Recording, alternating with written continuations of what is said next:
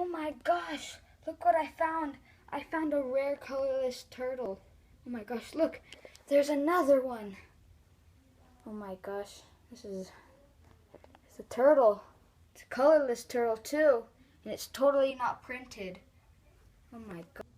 This is Turtle Brian, and these are 3 easy steps to how to become a turtle. If you want to be a turtle, then this is the perfect place to be. So yeah, how to become a turtle.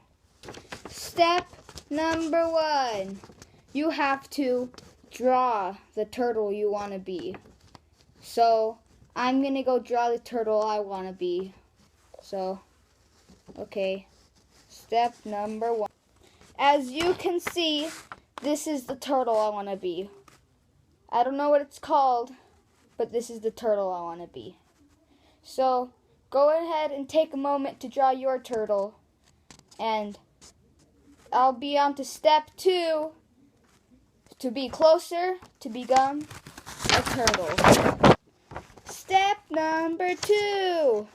What you have to do is like and subscribe to me, because the next and final step will bring you even closer, or you will be the turtle you want to be.